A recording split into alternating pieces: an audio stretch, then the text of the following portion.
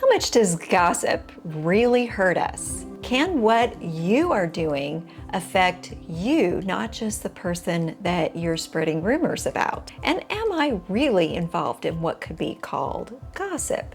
So we're going to answer those questions today about the mental health effects of gossip on not just the people who are the victims of it, but those who might be tempted to engage in it.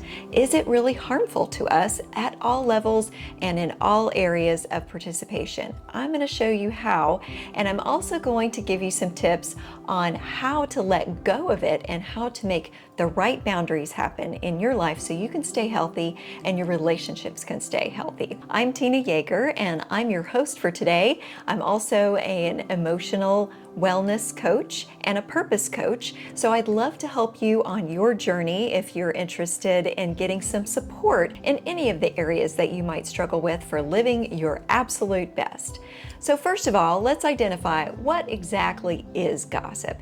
Is any time that you talk about somebody considered gossip? Well, it depends. It depends on the content and the motivation and purpose of what you're talking about. If what you're saying will paint that person in such a bad light that it changes the other people's opinion of that person for the worse, that may be gossip.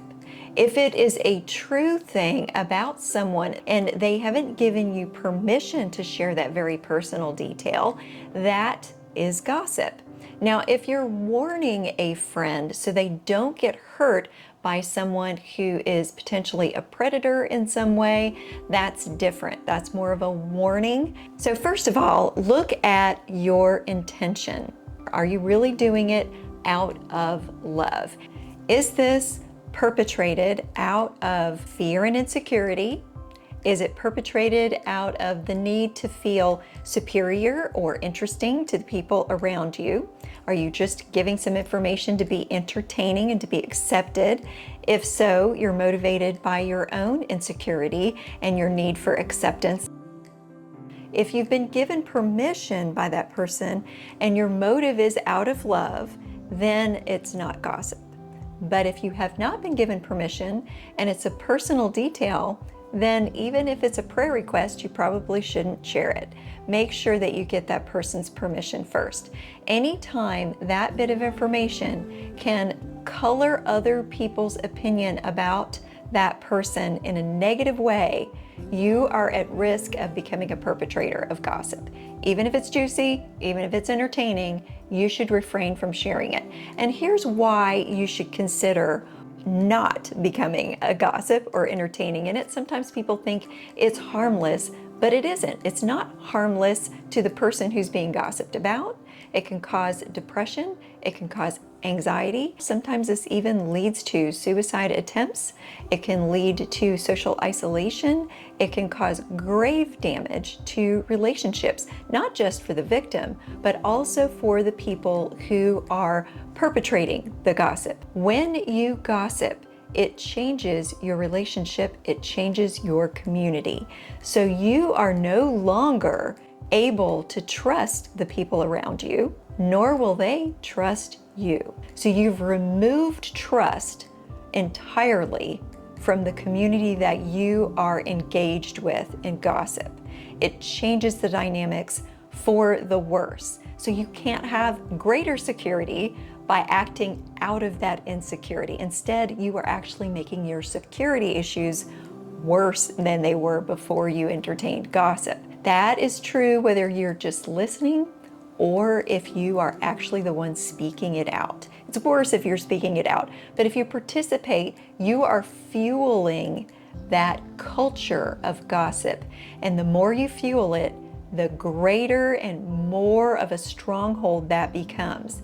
And this is not just a mental health issue that increases our insecurity, causes us stress, and it has an impact on your physical well-being, because stress will cause all kinds of chronic health conditions. Healthy relationships alleviate some of that stress and those health conditions. So when you worsen your relationships, you're putting yourself physically at risk. And that goes for everything that stress impacts.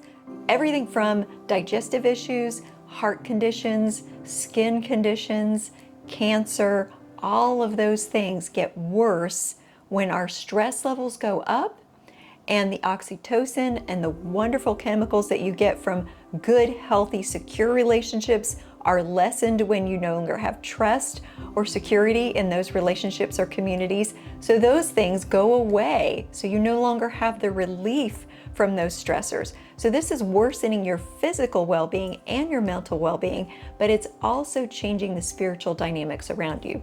You are inviting toxicity into your soul. Proverbs warns against gossip 6 different times. You also see that in the New Testament, gossip is so warned against there that it is in the same category as murder. That is the most toxic thing that you can think of doing to someone physically, and gossip is right there alongside it in Romans and 2 Corinthians. So make sure that you're aware of just how severe this can have an impact on you and on your relationships. But the good news is there's always an opportunity to rid yourself of those gossip toxins. You can discharge those in confession and set yourself free. Ask the Holy Spirit to relieve you of those tempting habits of gossiping, to restore your soul and offer you grace and renewal within your heart.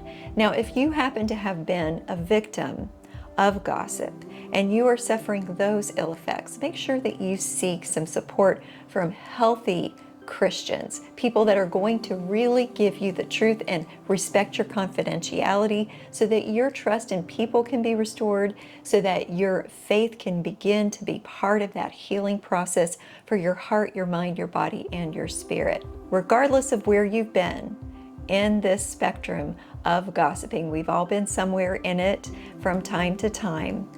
Do your best to take a new, fresh step forward and improve your opportunity to live, think, and relate in the most healthy way possible. I hope that gives you great tools to live your best today. And if you need a life coach to help you on your journey, I would welcome that opportunity. My name's Tina Yeager, and you can visit tinayeager.com to contact me for more.